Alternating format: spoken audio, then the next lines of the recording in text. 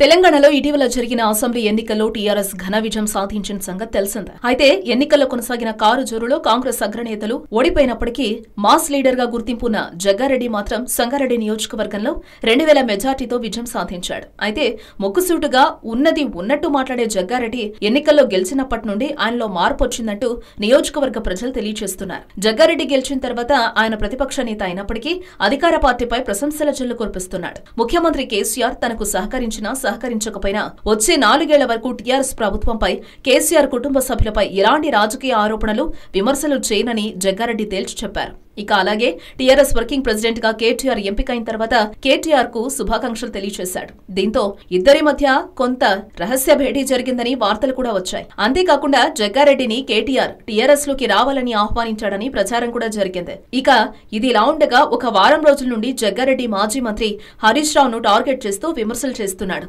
సింగూరు జలాలపై ప్రభుత్వ జీవో లేకుండా హరీష్ రావు నీటిని తరలించి అక్రమ దందా చేస్తుంటాడు అని విరుచుకుపడుతున్నాడు. సింగూరు జలాలు అక్రమ తరలింపునకు హరీష్ రావే కారణమని ఆరోపణలు చేస్తున్నాడు. అంతేకాదు టీఆర్ఎస్ పార్టీకి హరీష్ రావు ఒక ముప్పు అంటూ మండిపడుతున్నాడు. అయితే రాష్ట్రంలోనే కాకుండా మెదక్ జిల్లాలో హరీష్ రావుకు ఒక ప్రత్యేక స్థానం ఉంది. కాగా మెదక్ లో హరీష్ రావు చక్రం తిప్పుతున్న నేపథ్యంలో ఆయనకు అపఖ్యాతి తీసుకురావాలని జగ్గారెడ్డి భావిస్తున్నట్లు తెలుస్తోంది. దీంతో ఆయన టీఆర్ఎస్ లో చేరితే జిల్లాలో చక్రం తిప్పాలని జగ్గారెడ్డి భావిస్తున్నట్లు తెలుస్తోంది. అయితే ఎన్నికల సమయంలో హరీష్ రావు జగ్గారెడ్డిని ఓడించడానికి హరీష్ రావు ప్రచారం చేశాడు. దీంతో జగ్గారెడ్డి హరీష్ పై విమర్శలు చేస్తున్నాడని మరో వాదన వినిపిస్తోంది. ఇక మొత్తానికి రాజకీయాల్లో శాశ్వత మిత్రుడు, శాశ్వత శత్రువులు ఉండరని నేపథ్యంలో జగ్గారెడ్డి టీఆర్ఎస్ తీర్థం పుచ్చుకోవడం ఖాయమని ప్రచారం జరుగుతోంది.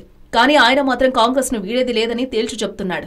అయినప్పటికీ ఆయన చేసే వ్యాఖ్యలు చూస్తుంటే టీఆర్ఎస్ లో చేరుతారనే అనుమానాలు రేకెత్తుతున్నాయి. కాగా జగ్గారెడ్డి టీఆర్ఎస్ గూటికి చేరుతారా లేదా జగ్గారెడ్డి టీఆర్ఎస్ లోకి చేరడం అనేది ఒక ప్రచారంగానే మిగిలిపోతుందో చూడాలి మరి. హలో, మిమ్మల్నే యోయో టీవీ యాప్ డౌన్లోడ్ చేసుకున్నారా? ఇంకా లేదా? మీ యాప్ స్టోర్ కి వెళ్ళి వెంటనే డౌన్లోడ్ చేసుకోండి.